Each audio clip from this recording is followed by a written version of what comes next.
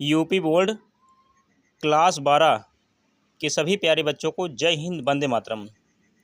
प्यारे बच्चों, ये देख सकते हैं जीव विज्ञान का पेपर है 2026। पेपर कोड है 348 EI।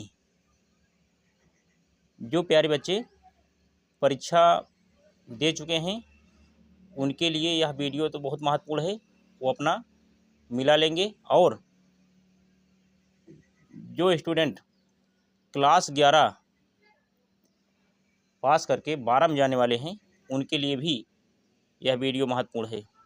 तो सभी लोग ध्यान लगा के अंत तक इस वीडियो को देखें। और जो प्यारे बच्चे अभी तक चैनल को सब्सक्राइब नहीं किए हैं वे सभी लोग चैनल को सब्सक्राइब करके बेल आइकन घंटी प्रेस कर लेंगे। क्या है देखिए, पूर्णांक 70, समय 3 घंटे 15 मिनट। बहुविकल्पी प्रश्न। पहला प्रश्न है, का दवाओं या शराब की नियमित खुराक अचानक बंद करने के कारण होता है? तो विकल्प A Turner syndrome, B deficiency syndrome, withdrawal syndrome, D इनमें से सभी। तो इसमें हो जाएगा विकल्प सी सही है। मिला लीजिए आप। अगर विकल्प सी टिक किए हैं वहाँ तो आपको सफल होने से कोई नहीं रोक सकता। आगे देखिए, एक खा सिट्रिक एसिड उत्पन्न होता है। इसमें विकल्प ए सही है, एस्पर जिलस निगर से। गम देखिए, निम्नलिखित कथनों में परजीविता को कौन स्पष्ट करता है? इसमें हो जाएगा विकल्प ए सही है, केवल एक जीव को लाभ होता है। परजीविता में मैंने पढ़ाया था केवल एक ही जीव को लाभ होता है, पहला सही है। इसके बाद एक घा देखिए प्यारे बच्चों, निम्नलिखित में से किसे सार्वभौमिक कोडोन कूट कहा जाता है? इसमें विकल्प डी से हो जाएगा, यानी ट्रिपल यू। चलिए स्क्रीनशॉट ले लीजिए। उसके बाद हम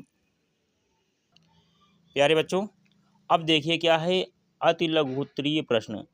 इसमें दो का है क्या, क्लोनिंग क्या है। मैंने इसको पूरा इसका आंसर एनालिसिस करके मैं आपको उपलब्ध करा रहा हूँ। इसको आप मिलाते हुए कि आप वहाँ लिखे हैं, यदि आप ऐसा लिखे हैं तो आपकी सफलता निश्चित है। और जो स्टूडेंट इस बार इंटरमीडिएट की परीक्षा फिर से देंगे 2027 में, उनके लिए भी बहुत महत्वपूर्ण है। तो चलिए हम देखिए क्या है अति लघुत्तरीय प्रश्न। उसके बाद आंसर दो का देखिए मैंने लिख दिया हूँ। ऐसे आपको लिखना है, यहाँ भी डालना है यहाँ भी डालना है, ताकि एग्जामिनर को किसी प्रकार की परेशानी न हो। क्या है क्लोनिंग? क्लोनिंग एक ऐसी प्रक्रिया है जिसमें किसी जीव कोशिका या आनुवांशिक सामग्री DNA की सटीक आनुवांशिक प्रतिलिपि तैयार की जाती है। देख सकते हैं ये सभी एक एक नंबर में हैं। इसके बाद दूसरा क्या है, दोखा विदलन क्लीवेज के समय किस प्रकार का कोशिका विभाजन होता है? गा क्या है, उन गैसों के नाम दीजिए जो SL मिलर द्वारा जीवन की उत्पत्ति के प्रयोग में उपयोग की गई थी। अब घम क्या है, किन्हीं दो जैव विविधता हार्ड सपाट के नाम लिखिए। अंगा में स्पोरोपोलेनिन क्या है? चलिए मैं सभी का आंसर आपको एनालिसिस कराता हूँ। प्यारे बच्चों दो का आंसर क्या है, समसूत्री विभाजन, माइटोसिस आदि। बस इतना लिखना था, बस एक नंबर में आया था। और दो का गाम देखिए, गैसों के नाम क्या है, methane CH4, ammonia NH3, hydrogen H2 और जलवाष्प H2O इत्यादि। घा में क्या है, घा में क्यों पश्चिमी घाट और हिमालय हाट सपाट, यही दो हैं, हाट सपाट दो हैं, लिख लीजिए। अब आगे क्या है, दो के अंगम देखिए, स्पोरोपोलेनिन एक अत्यंत प्रतिरोधी बहुलक है जो परागकणों की बाहरी भित्ति एक्सिन बनाता है जो इसे क्षरण से बचाता है। तो प्यारे बच्चों अब क्या आता है लघु उत्तरीय प्रश्न फर्स्ट। अब देखिए प्रश्न क्या है, 3 का में मेंडेली विकार क्या है? खा कार्बनिक खेती पर संक्षिप्त टिप्पणी लिखी ना है, आपको टिप्पणी लिखिए। अब गाम क्या है, जैव विविधता की क्षति के कारण लिखिए। घा में 3 घा पीड़क तथा रोगों के जैव नियंत्रण पर एक टिप्पणी लिखिए। अंगा में देखिए 3 का अंगा क्या है, एक परिपक्व द्विकोष्ठीय पराकोष की अनुपात काट का नामांकित रेखा चित्र दीजिए। तो प्यारे बच्चों, मैंने चित्र के लिए अलग से मैंने वीडियो डाला है, फिगर आप वहां से देख लेंगे। मैं केवल आंसर आपको उपलब्ध करा रहा हूं कि आपको कैसे आंसर आगे लिखना है, और जो लोग एग्जाम दिए वो लोग मिलाते रहें अपना। तो देखिए 3 काम क्या है, मेंडलीय विकार। मेंडलीय विकार एक प्रकार के आनुवंशिक विकार है जो किसी एक जीन में उत्परिवर्तन या परिवर्तन के कारण होते हैं। Cystic fibrosis, sickle cell anaemia और थैलेसीमिया इसके उदाहरण हैं। देख लीजिए कौन है, देखो थैलेसीमिया और एनीमिया। इसके बाद खाम देखिए क्या है, कार्बनिक खेती क्या है। कार्बनिक कृषि एक विधि है जिसमें सिंथेटिक उर्वरकों और कीटनाशकों के उपयोग से बचा जाता है। यह फसल चक्र, हरी खाद और जैविक कीट नियंत्रण जैसे प्राकृतिक तरीकों पर निर्भर करता है। इसका उद्देश्य मिट्टी की उर्वरता और पारिस्थितिकी संतुलन बनाए रखना है। हालांकि आधुनिक कृषि विज्ञान कीटनाशकों और उर्वरकों के उपयोग ने फसल की, चलिए स्क्रीनशॉट लीजिए प्यारे बच्चों, पैदावार में भारी वृद्धि की है, लेकिन पर्यावरणीय क्षति में भी योगदान दिया है। अब 3 के ग देखिए प्यारे बच्चों, जैव विविधता की क्षति के कारण क्या है, वनों की कटाई, पर्यावास या पर्यावरण का विनाश, प्रदूषण जिसमें जल भंडारों का क्षरण और कृषि प्रदूषण शामिल है, जलवायु परिवर्तन, आक्रामक प्रजातियों का प्रवेश। जलवायु परिवर्तन मतलब जैसे अभी क्या है, ठंडी, गर्मी, बरसात, बसंत ऋतु आक्रामक प्रजातियों में आता है। जैसे कोई बाहरी जीव आक्रमण कर दिया तो उसे क्या कहते हैं, बाहरी अचानक आक्रमण हो गया। और वनों कटाई, कोई है उठाए कुल्हड़ी लेके वन काट डाले, तो ऐसा नहीं होना चाहिए, पेड़ को बचा कर रखना है। अब क्या है देखो 3 का घा, पीड़क तथा रोगों के जैव नियंत्रण। पीड़क तथा रोगों का जैव नियंत्रण प्राकृतिक शिकारियों, परजीवी या रोगोजनकों का उपयोग करके कीट आबादी को प्रतिबंधित करने की एक विधि है।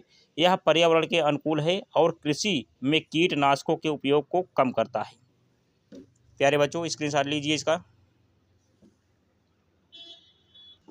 अब देखिए 3 का अंगा क्या है, परिपक्व द्विकोष्ठीय परागकोश की अनुपस्थित काट का नामांकित रेखा चित्र। देखो एक परिपक्व द्विकोष्ठीय परागकोश की अनुपस्थित काट के नामांकित रेखा चित्र में निम्नलिखित संरचनाएं स्पष्ट रूप से दिखाई जानी चाहिए। पहला क्या है, परागपुट यानी पोलन सैक जहां परागकण बनते हैं। दूसरा क्या है, एपिडर्मिस सबसे बाहरी सुरक्षात्मक परत। एंडोथेसियम ये क्या है, रेशेदार परत जो स्फुटन में मदद करती है। टेपिटम क्या है, यह विकासशील परागकणों को पोषण प्रदान करता है। संयोजी ऊतक क्या होता है, यानी कनेक्टिव टिश्यू जो पालियों को जोड़ता है। चलिए स्क्रीनशॉट लीजिए प्यारे बच्चों। अब क्या है वहाँ तक पूरा देखो। अब लघु उत्तरीय प्रश्न सेकेंड आता है प्यारे बच्चों। 4 का क्या है, पर परागण का महत्व लिखिए। अखा क्या है, जल परागित पादपों पर संक्षिप्त टिप्पणी लिखिए। चलिए ये 2 क्वेश्चन मैं करा रहा हूँ। अब क्या है, पर परागण का महत्व 4 का, पर परागण आनुवंशिक विविधता और स्वस्थ संतति के लिए आवश्यक है। आनुवंशिक विविधता क्या है, यह 2 अलग अलग पौधों के आनुवंशिक गुणों को मिलाता है जिसमें नई किस्में विकसित होती हैं। स्वस्थ संतति क्या है, पर परागण से उत्पन्न बीज और स्वस्थ, मजबूत और रोग प्रतिरोधी होते हैं। अनुकूलन क्या है, यह प्रजातियों को बदलते पर्यावरण के अनुसार ढलने में मदद करता है। उत्पादकता क्या है, इससे पौधों में अधिक फल और बीज उत्पन्न होते हैं। अब क्वेश्चन नंबर 4 का देखिए, जल परागित पादप यानी जल परागित पौधे क्या है। इन पौधों में परागण जल की धाराओं के माध्यम से होता है। अगर जल बह रहा है, धारा है, तो उसी लिए इसमें परागण हो जाएगा। इसी के अंदर देखो हाइड्रिला वॉयलिस नेरिया, अगर 2 पौधों का नाम आपने लिख दिया है तो आपके लिए बहुत रामबाण काम करेगा, आपको एग्जाम में पूरा नंबर देकर चला जाएगा। अब इसके लक्षण क्या है? इनके परागकण हल्के होते हैं और जल में तैरने के लिए विशेष संरचनाओं से ढके होते हैं। प्रकार क्या है? इसमें जल की सतह पर या जल के अंदर दोनों प्रकार से परागण हो सकता है। प्यारे बच्चों, इसका स्क्रीनशॉट ले लीजिए। अब क्या आता है प्यारे बच्चों, देखो 4 का गा है क्या? बंध्यकरण का विस्तृत विवरण लिखिए। घा क्या है? जनन स्वास्थ्य की कार्य नीतियों का वर्णन कीजिए। देखिए ये भी प्रश्न जो है कितने कितने नंबर, 3-3 नंबर में आया है, 3-3 नंबर में है। देखिए आंसर क्या हो जाएगा? 4 का गा बंध्यकरण, यह एक शल्य चिकित्सा प्रक्रिया है जो प्रजनन को अस्थायी रूप से रोकती है। पुरुषों में इसे वैसेक्टॉमी या शुक्रवाहिका उच्छेदन कहते हैं, जिसमें शुक्रवाहिकाओं को काटकर बांध दिया जाता है, जिससे शुक्राणु स्खलन द्रव में ही नहीं पहुंच पाते। महिलाओं में इसे ट्यूबल लाइगेशन, देखो ट्यूबल लाइगेशन या डिम्बवाहिनी उच्छेदन कहते हैं, जिसमें फैलोपियन ट्यूब डिम्बवाहिनी नलियों को काट कर बांध दिया जाता है, जिससे अंडाणु गर्भाशय तक नहीं पहुंच पाता और निषेचन रुक जाता है। ये क्या है? बंध्यकरण का मतलब है कि पूरी तरह से क्या प्रतिबंध लगा देना गर्भधारण पर। चलिए देख लीजिए, ऐसा होता है इस चिकित्सा, ये चिकित्सा है एक प्रकार की। बंध्याकरण क्या है? एक चिकित्सा है। और प्यारे बच्चों 4 का घा देखिए, जनन स्वास्थ्य की कार्य नीतियाँ क्या है? क्या है? भारत उन पहले देशों में था जिन्होंने राष्ट्रीय स्तर पर जनन स्वास्थ्य को बेहतर बनाने के लिए योजना